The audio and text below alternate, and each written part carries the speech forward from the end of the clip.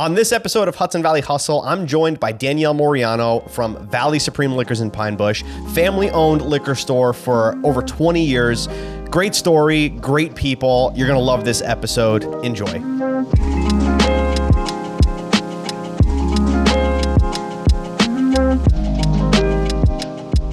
I don't put anything on the internet that doesn't benefit business.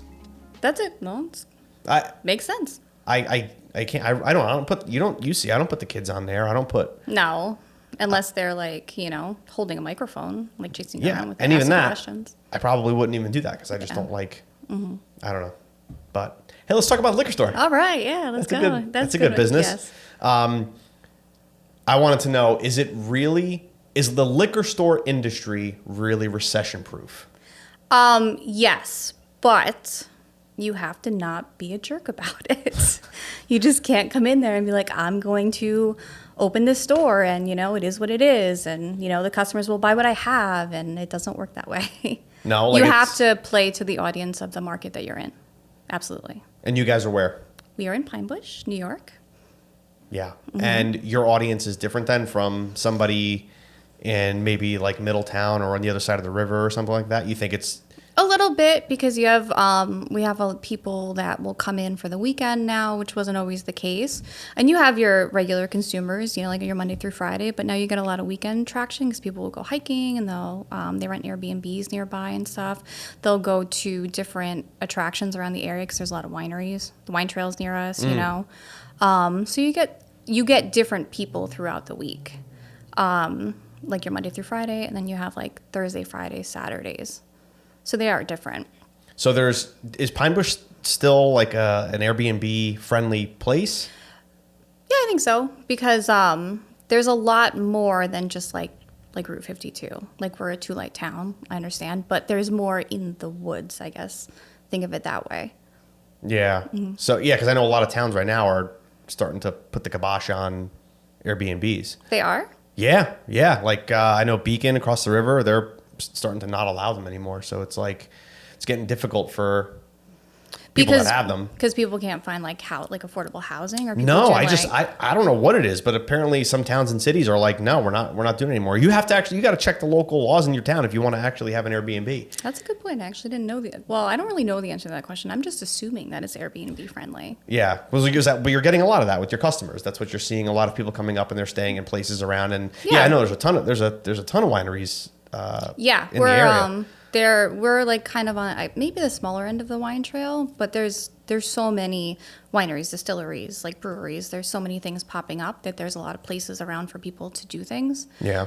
Just be outside and enjoy kind of the scenery. We're right by the Shawangunk Mountains, so it's beautiful there. A lot of scenery, yeah. Yeah, a lot of scenery. The ride between us and New Paltz is really nice. So yeah, that's where I proposed to Kara. Was up at the. Really? Yeah, you didn't know that? No. I proposed to her up on.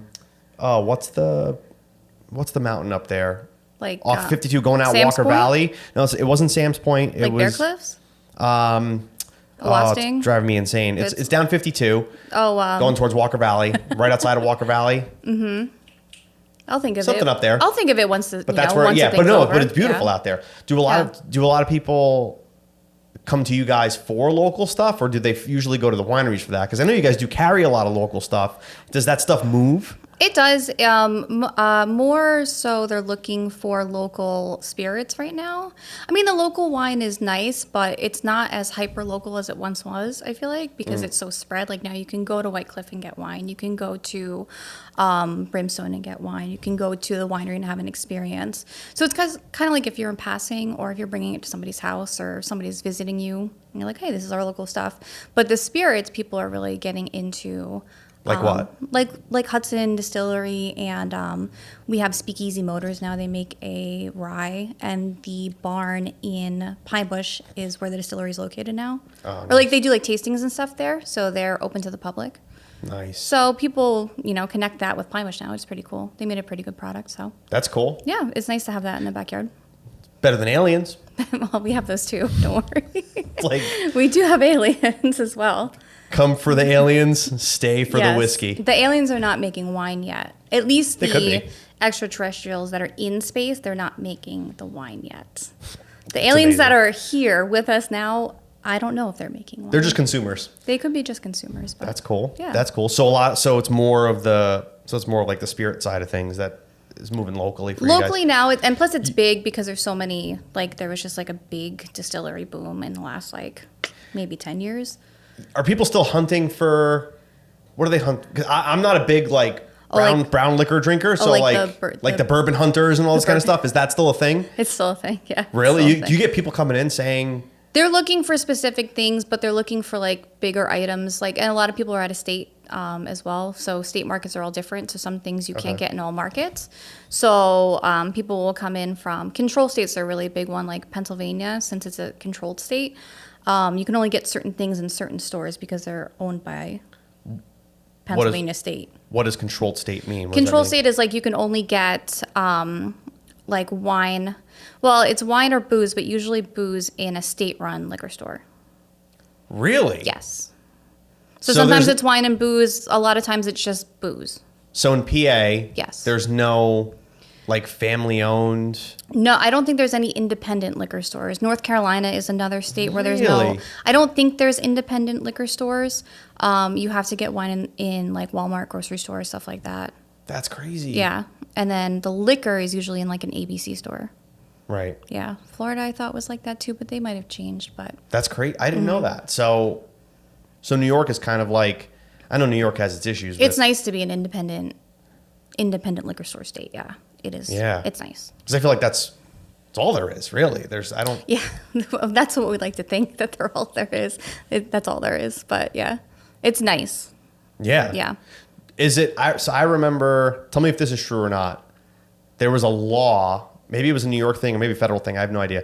But there was a law that said that you cannot advertise free alcohol. Is that true? I think it is true. Yeah, you can't do a buy one, get one free sale. Gotcha. Yeah. But you can do like half price. That's a good question, actually. I would say you can't do a buy one, get one free sale because the state will lose the tax revenue if you give something like that away. Gotcha. You know, so like you can't do buy one, get one free because the state's like, where the hell's my tax money? So you know what's funny about that? Yeah. I thought it was because they didn't want like this disproportionate amount of alcohol to be consumed. But stupid me, I should have thought. You're coming from a good place. I'm coming from a good place. I know New York State never does, but I'm just like, that's kind of funny. Yeah, I didn't even think that aspect of it. You're coming from the good place. That's a good way to think about it. I mean, you would think. I thought that's how the law was pitched. Like that, it was like you can't advertise a disproportionate amount of alcohol for no money. Like it's irresponsible to do that. Yeah. Yes. But you're losing money. The tax revenue. That's crazy. Do not give this away for free. We need the tax revenue. Is it a pain in the ass to deal with the legalities of the liquor store? Because it's something that fascinates me. I told you multiple times I would love to own a store one day. I will say that it's very transparent, like on the SLA website. Like it's very transparent. If you have a question, you can kind of figure out the answer. Yeah. There are some articles and some laws that you read that are written in like 1968. They're like written on a typewriter. Like maybe some things need to be updated. But all the paperwork is there. You can always find something. Like a good example is during and after COVID, a lot of people didn't have proper ID because they couldn't get their IDs renewed because the DMV was closed down.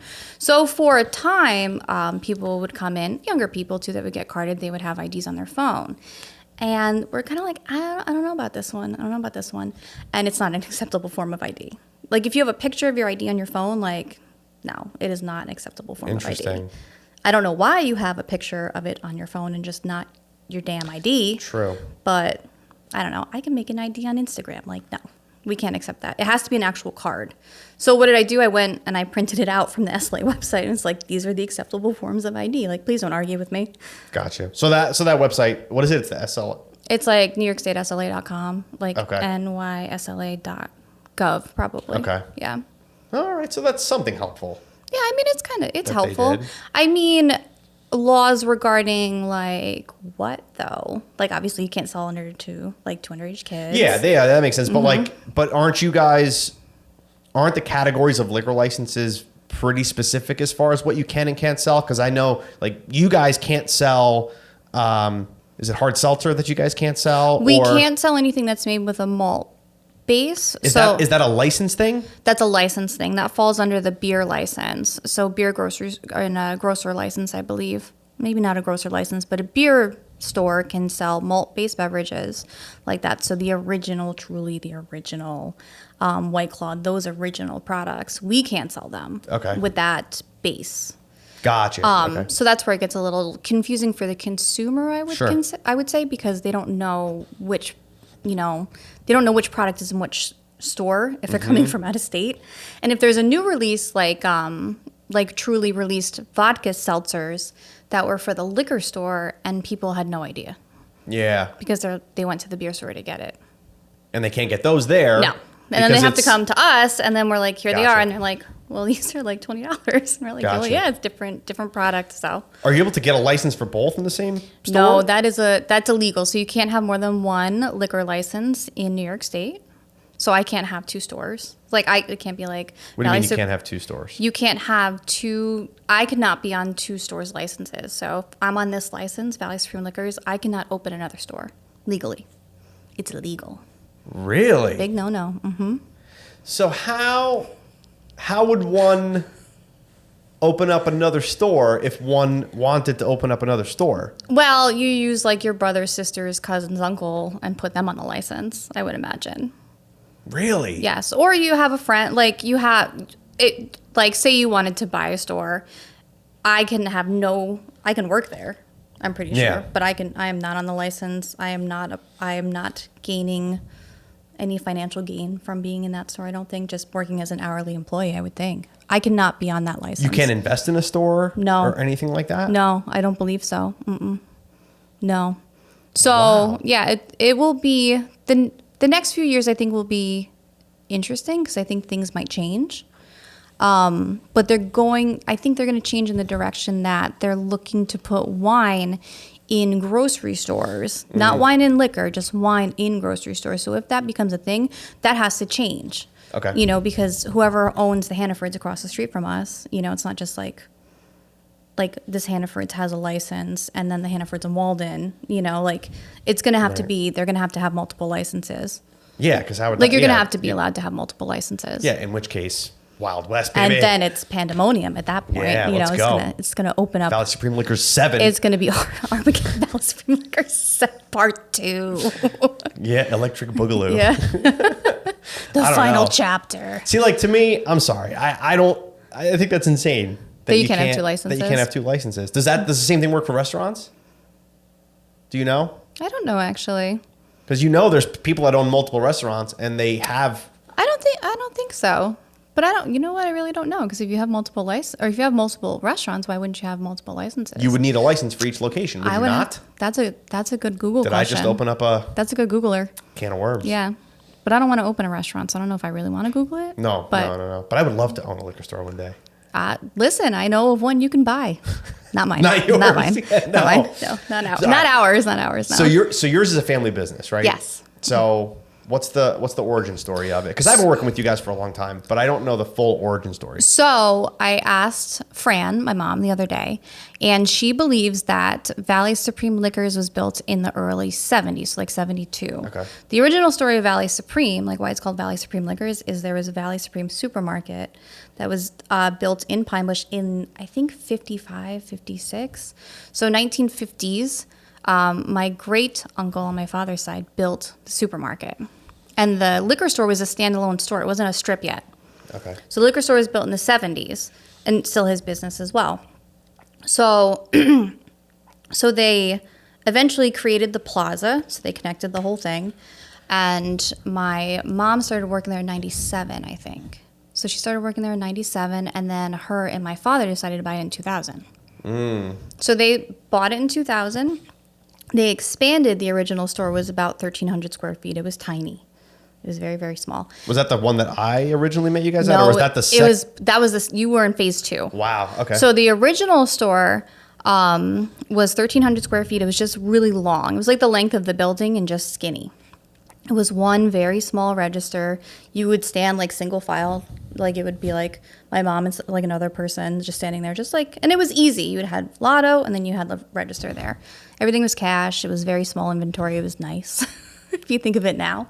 And then I think they doubled the square footage in 2002 or 2003. Okay, so they weren't in there long before they before they expanded. I think also like you see now, there's just like so many products and so many things. So I think they just had to expand because of space, and it was available to them, so they did. So they took the original location, they doubled it, and then from that location, we outgrew that, and then we moved in 2015 into the location now, which is one space. It's Two yes, spaces we over, jumped one space over Yeah. what was the pharmacy. So we jumped one space over. We wanted to swap, but it didn't work out. The timing wasn't good for the pharmacy that was next to us. So that would have been a lot easier. Big. It's big. It's now. big. It's perfect. It's enough. It's enough. No more. We're never. No more. We're never moving again. It was a nightmare. Even though it was like next door. It was a nightmare. It took us, I think, a good solid full week to get everything kind of situated. It took us at least 4 days to get everything over. Yeah. Because you wanted to run during business hours, and you wanted to be open during business hours and still, be able to sell things. Sure. But you can't do that when you're in location, like when you're in location limbo. Like you have to be in the new location selling the new location. So we had to close for a little bit while we were moving things. Yeah. So you weren't allowed to have like two things. Like you can't have things in two spaces. It has to be all in that space. Wow. So That's fun. never again. So you guys, that's it. That's it. You're where you're going to be. Yeah, that's it. That's pretty much it. I think there's plenty of space in there. There's a lot of stuff in there. So No, you guys pack it in. There's it's plenty of space. And the building came out. I mean, it came out awesome. It was like almost 10 years ago now, but Yeah.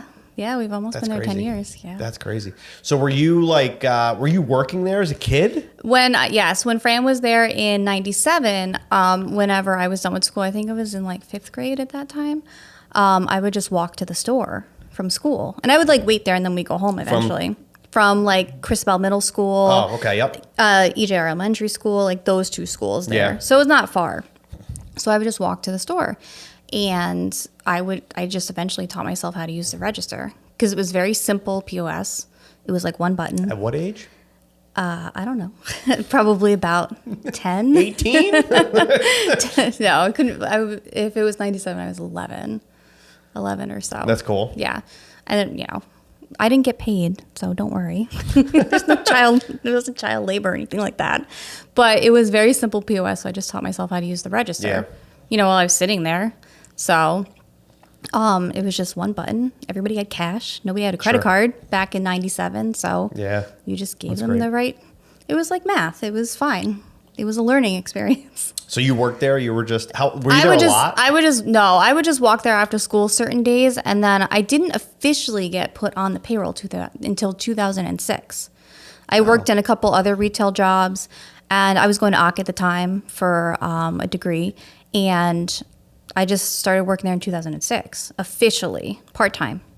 And that was it. I started helping out with the buying, and it took off from there. I was just good at it. Yeah. Naturally just good at it, I guess. And the product is fun. The product is fun. It was a fun time, definitely. And it was, it's not brain surgery. It's a fun business. It's an easy business. It's a lot of customer relationships and stuff like that too. It just came naturally. Yeah. It was nice to get into the wine part of things because that just opens up like a whole world of everything. Sure. It's not just like, let's just do shots of like, Baileys and like Smirnoff green apple and make like caramel apple, stuff like that. Gross. It was good. I wouldn't drink it now, but in 2008, yeah. Yeah, sure. Yeah, it was good. So you guys have is it safe to say thousands of customers? Oh, yeah. Right? Yeah, Thousands I of would think customers? so. Yeah. Most of our clients a lot of our clients, I should say, are typically like high ticket service based type businesses, right? You guys are one of the exceptions where you're a volume Yeah, we see a lot of people all clientele. the time. You said you had to manage customer relationships with that many people. Yes. You guys aren't a huge team either. No. So no. you guys probably know a lot of your customers. Yes, I think that's kind of the aspect that I think some stores do miss when they open up and they think like we have the product, they'll come and buy the product. They will, but it's much more on a personal level, I think, at our space, like in our store, because you've seen customers for years. We have a handful of customers that moved during COVID, and a lot of them moved to Florida, different states. They still follow us on Facebook. You know, they'll comment on videos like miss you guys. You know, it's not the same, stuff like that, and that's like, you love that. You love to see that. You know, you like to see that you were. You know, they miss you like you were part of their lives, you know, whether it's just like a few interactions every so often, once a week or so. There's people that would bring their kids in shopping with them, which is, you know, it's not taboo. Like, bring them in, it's fine. Like, we're not selling them booze. We're giving them lollipops. But now some of those kids that I used to give lollipops to, they can buy alcohol. Oh, yeah, that feels good, right? Yeah, that's a big one. We'll ID people, and I'm just like, shut the fuck up. Yeah. You're that old? You It's know, terrifying. like, yeah. You see them, like, you see the families, like, transition. Like, that's kind of fun. Yeah. You know, it's nice. You feel, it's like a sense of community, you know? But like you said, that's why people come in, right? The product kind of sells itself, right? If you want alcohol, you're gonna get it. Here it is. Yeah. You're gonna find it, Yes. right? There's you know, throw a stick, you'll hit a liquor store probably, right? Yes, now you will. So I think the thing with you guys is that you've convinced people not to buy alcohol. You don't have to do that. Yeah. You're convincing them to buy it from you as I think opposed we're to just somebody else. And you do that by being friendly and by knowing people. And yeah, we're really good with people, but I think it's also very easy. And we're not trying to, it's not just like a sale, like, come and give me the money, you know, get out, have a good day. It's, you know, how are you? You get a story. Like, how are you doing today? You get a story, you know, stuff like that. And which is nice. And then, you know, some people are always looking for recommendations, and it's not just like, here's the most expensive thing, you know, have a good day kind of thing. It's more like, well, what are you looking for? How much do you want to spend? And usually they'll overshoot, and I'll give them something less, you know, because you want people to try things that they're maybe wouldn't pick up otherwise, you know, because some things do need help being put into customers' hands, and some people just don't realize how good some things are that they're not, you know, because some people, they're in a rush, like, they want to come in, get their stuff, and get out. And honestly, unless people are looking for help, you know, they want to spend the time there, the average customer is probably in there, like a minute at most. That's pushing it. yeah, They can be in and out in like 30 seconds. If they know if they know what their regular thing is, they go in. And the funny part is they walk by hundreds and hundreds of labels to get to the thing that they want to get to. So how do you convince somebody then to try something new? They'll ask. They'll come in and just be like, I want something else today. You know, they come to us. Like, we don't, like, if you're in there for a while, like, you know, do you guys need any help? Like, let me know. Sure. But I don't welcome here, buy this object, you know? Yeah. Buy this wine that nobody else wants. You know, it's nothing like that. It's, they want to come to you. They ask you questions. They generally want to know your opinion. Yeah. Mostly, for the most part. Some customers are nuts, or they get a little nuts, but... do you recommend a good white wine? You'd be like, yes, this one here. Great. I'll take a yellowtail, please. Like,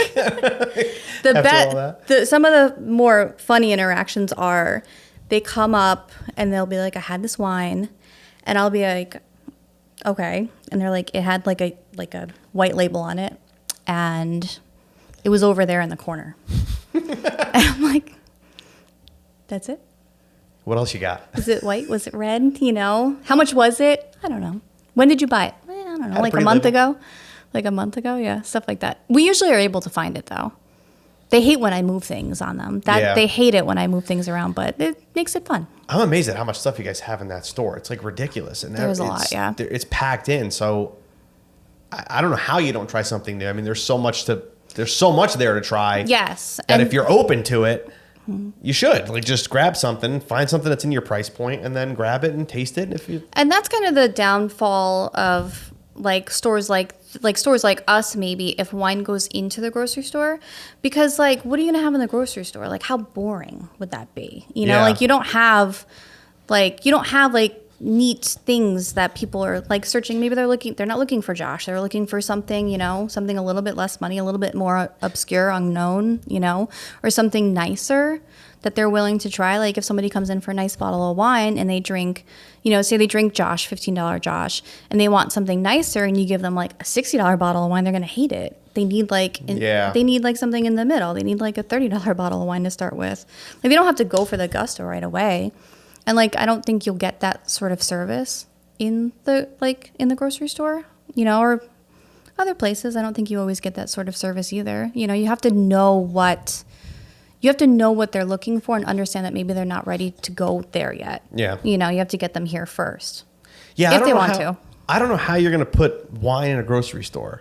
I don't understand. I mean, I know they do obviously all over the country, right? But if they do that and they need somebody, they can hire me. It's fine. But the same person that's stocking the Fruity Pebbles, yes, is going to recommend a good cab. Like, yes, I can recommend something that pairs well with Fruity Pebbles. That's what I'm talking about.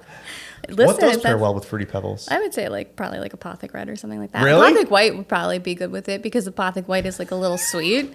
Like it's a little sweet, a little light, but... We got to make a note. Mm-hmm. We need to do that. Baileys, just put Baileys in your Fruity Pebbles. We need to do that though. We need to do cereal pairings. That's pretty funny. We could do that. That's a really good, that's a really funny concept. We got to jot that one down. See, breaking the fourth wall. Making a note. There you go. Mm-hmm. That's wild. Do you guys get... In the industry though, are you guys considered...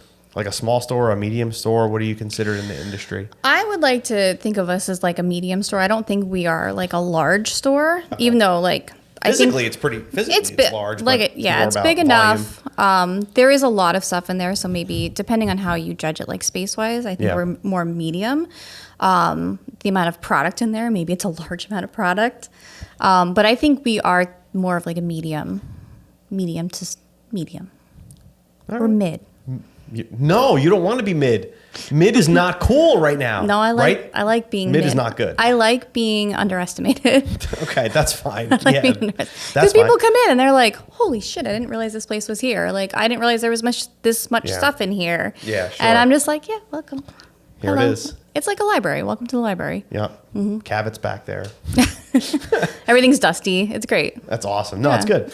So if you guys are a medium store, so as you know, I'm fascinated by this industry. My first question to you was, is it recession proof? Because I know it is, virtually, because I want in. Like I want in at some point. But I think what is really interesting to me is the cost involved of inventory. Because you because that to me is a huge liability. Mm-hmm. What does a medium store need in inventory, like dollars wise? Like how... Is it more than $1 million worth of inventory? Is it like a rolling million? Yeah, like what do you need to have on hand worth of inventory in the store? You want less. I would say that you want less than that. You don't want to have that much inventory in the store all the time.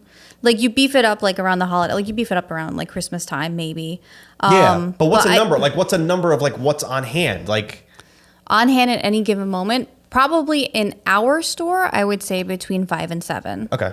Like that would be a good guesstimate. You guys are a larger. That's rolling store. In and out. Kind of like that's what you want.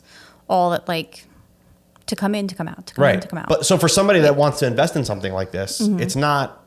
I mean, you're going to need, unless you're rolling in it, you're going to need some. So I guess some money, but you have to think of it as like the inventory will pay for itself. Mm-hmm. So when you have like like your Tito's come in, like your Tito's goes out, and then it essentially paid for itself. At least it paid for its own thing. Yeah, right. Whatever you do with the excess that you make on it or don't, like that's up to you. Like lights, payroll, stuff like that. But the inventory will always pay for itself. Yeah. So that's why you have to be careful, and you have to sometimes be a little bit more selective in what you want to bring into the store. Right. Because if something doesn't sell, and you invested all this money into it, it's kind of like. You just become like resentful of the product. The product didn't do anything to you. Sure. The customers did. Absolutely not. But the relationship with the salespeople too, and then that could become strained as well. Yeah, sure. Because you're like, what the hell was this? Right. I told you it wasn't going to sell. It didn't sell. And and they can't take it back. Yeah. But you definitely have to remember, like, this wine doesn't taste this expensive, I'm not buying it. This label sucks, I'm not buying it. Yeah. This shouldn't be this expensive, I'm not buying it. Like, just stick to it. You just have to be very stern. But you've been in this for 20 something years now by this point, right? I So know. somebody Oh my that, God. I know that sounds gross, right? It's a long time. I was thinking time. about it the other day, and you think 2006 to now, just like, holy shit. Right? Yeah. It's time to Almost retire. 20 years, right. So, Yeah. but think about it, like, well, officially 2006. Yes, officially. Yeah. Yes.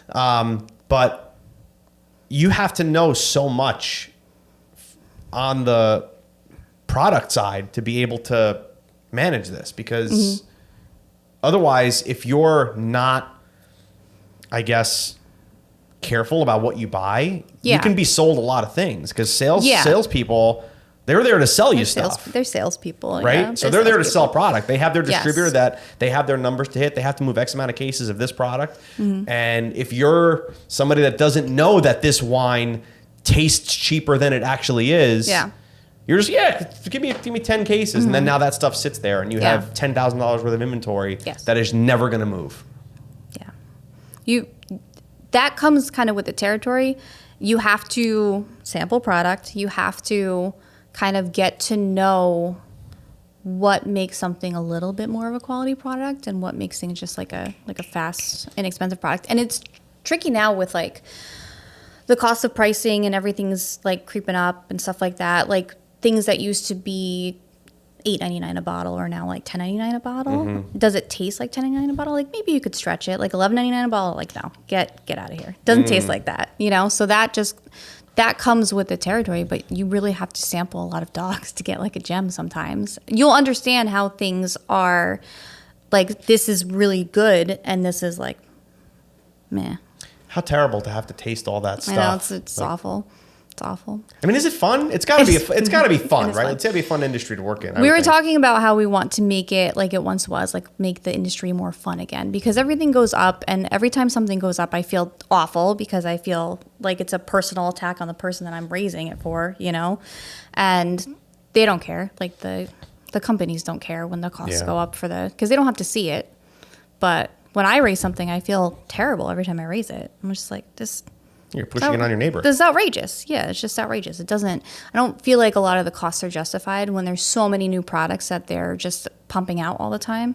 Like brands will just have like all these new products, and then the whole line goes up, and it's like, why don't we just get rid of some of these and not raise everything? Yeah, that's interesting though, that a $10 bottle of wine, it's the same wine. It's going to taste the same as it did 5 years ago when it was $7 a bottle or $8 a bottle, but now it's 10, or you know, on the higher stuff too. Are people buying it at a higher price, even though it's still a inexpensive product? Sometimes they will, because some people just love to stay with the same thing. Some people are trading down on items. I found that like people are still going to drink, but they're going to find a different way to do it, and that's where people get innovative and it's fun. You know, some people get creative with things like that. But if I like Cabernet and I drink $20 Cabernet all the time, I'll just buy something a little bit less expensive. Like it's still Cabernet, it still tastes good to me, so it doesn't matter. You know, if it was $15 or if it was $20, or if I find a good one for $10, I'm still going to buy something. But like, you know, don't come strong into the market with this brand new $20 Cabernet and think everybody's going to love it. It's like, no, I'm just going to get the $10 Dark Horse. Have a good day. You like Dark Horse? I don't mind it. Yeah. It does its job. It's $10, man. It does its job. Gets We're not going on a done. journey with Dark Horse. Like, we're just like, yeah, let's open a bottle of wine and just, you know. Yeah, but it's a fun industry to me in my mind. If it's like I know every industry has its issues and its ups and downs, but it is definitely a lot of fun. It's just like the costs rising and the nickel and diming and the fees on some of the things are just a little egregious. It gives like audacity sometimes with some of the companies charging for fees for like if you buy like one bottle of something, it's $3 more expensive because I had to take it out of this box and put it into this box. Like, get out of here. Yeah. And some things you can't avoid that on. So some things we don't get to buy, like they're an allocated item. So, you know, you're allocated 2 bottles of this scotch, and if you don't take it, you don't get it again. So here's your allocation. It's $3 Gotcha. more expensive because it's like the worst pricing plus $3. Gotcha. Have a good day. So there's a lot that somebody's got to think about when they're want to get into this industry. It's not as simple as You just have to have a plan and a good attitude. Just this is what I'm going to do. This is what we're going to stock. You know, be nice to your customers, obviously. Get to know them. You know, just show genuine interest in the people that are coming to you and choosing to spend money with you. You know, I think that's the most important thing. Instead of just you can put a food truck outside and sell booze out of it, you know, if you want just like quick dollars. You can't do that, actually. It's illegal. But like that aspect, you can't, you know, it just doesn't work up. You can't just have a pop-up store everywhere and it's going to work. So, especially now when people are very choosy with their dollars. Yeah, absolutely. Well, you guys are certainly friendly. We are It's a friendly store. We're a friendly store. I think we're a fun store. It's when people, you know, sometimes you have those days and you're just like, oh my goodness. And people come in and you're just like, no, this is a fun place. It's a fun place. Come to the fun place. Yes. You just take a step back. You remember it's a fun place. You might not feel fun now, but try this. Or you know, sometimes people are having a bad day and they come in and then you just do something silly. It makes them laugh. Like, has nothing to do with them purchasing anything, you know? It's a happy space. Yeah. Yeah. If you had to boil down why you think you guys are as successful as you are, what do you think that boils down to? Just being very personable and not pretentious jerks, you know? Just wine is accessible to everybody, you know? Some people will come in and look for $100 bottles of wine. That's great. But the average consumer isn't doing that, and you don't have to make them feel like a jerk about it, you know? Just wine is accessible, can be accessible for everybody. Like, you don't have to feel insecure about your wine purchase, you know? It is what it is, you know? You want to drink $20 box wine, that's fantastic. That's great. If you want to drink $100 bottle of wine, that's also great, you know? It's your money, and I want you to be happy to spend it with us, you know? It's like an honor, I would say, when people choose to spend their money with you. It is. That's I true. think so, yeah. Give them a good experience if they're going to give it to you. And I think we give them a good experience. The people that walk in on the Christmas videos, they have the best experience. It's true. It's very true. Until it's like an hour later, it's like, you guys got to get out. We're trying to record. Yeah, right. Exactly. And, you guys are recording a video? Merry Christmas. It's like, no, we're just standing around with cameras waiting for everybody to leave. In ridiculous Christmas sweaters, yes. Yeah, seriously.